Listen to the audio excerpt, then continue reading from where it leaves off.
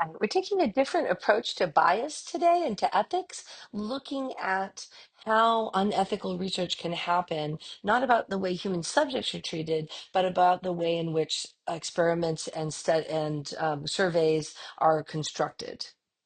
The example we're looking at um, is based on a press release or a sort of summary that was put out by a university's um, press office, and I had you read that instead of reading the whole article so that you could focus on the issue that I want you to focus on, which is, why is this an ethical issue?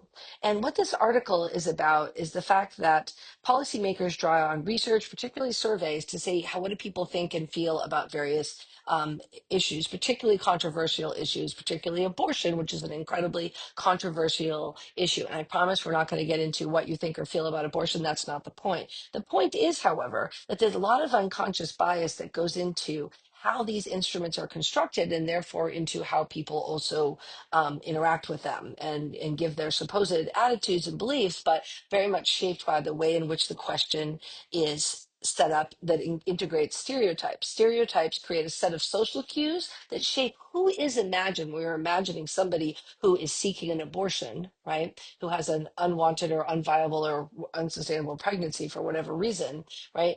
Who do we imagine when we imagine that person? And we imagine them according to pretty stereotypical ideas. And this means that the survey results are inaccurate, that they're not measuring attitudes about abortion. They're measuring attitudes about gender, race, the deservingness of poor people, campus sexual assault, all kinds of other issues. So this is the study that it came from. McClelland and Dutcher and Crawford did this study, right, where they studied not the people who took the survey, they studied the survey itself. And they found that, and this is true, they've done research on, there's a lot of people, that's what I mean, have found this, is that they've done studies on how people respond to survey instruments around abortion and other controversial issues.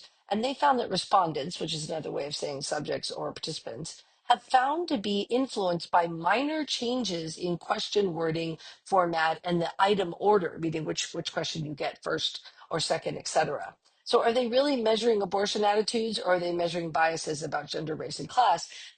McClelland and her colleagues overwhelmingly say the evidence is really clear that it's really incorporating really bad biases in the way in which they've constructed and way in which they ask the questions.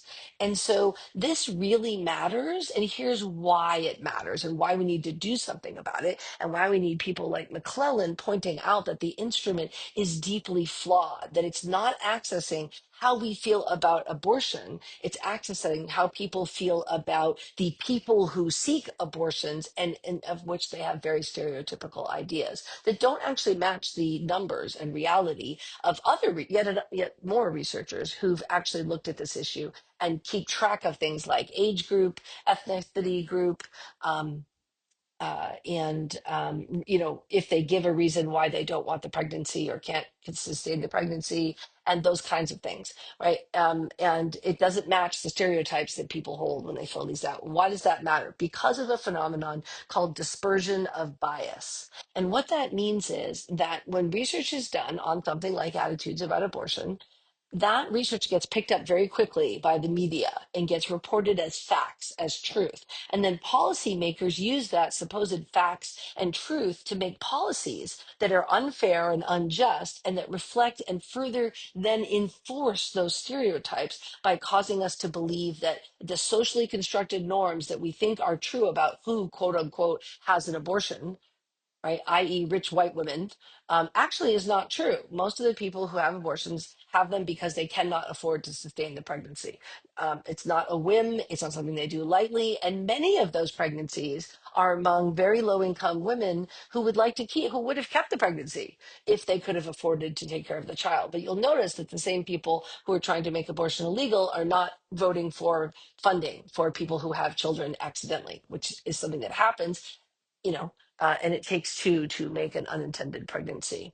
And yet they're not responding with any kind of policy that would support parents, mostly mothers, of course, who end up with a baby that was unexpected.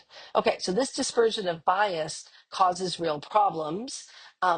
because unconscious bias leads to stereotypes in the surveys, which leads to inaccurate measurement, which leads to perceived objectivity, right? Seems like valid research to the media and others. It's there dispersed as a form of truth.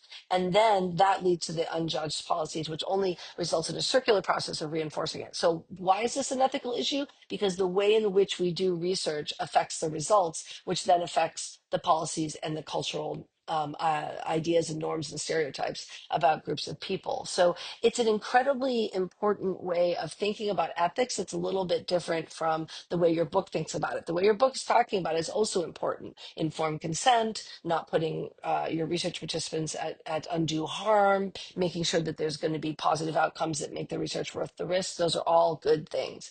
And so is avoiding unconscious bias.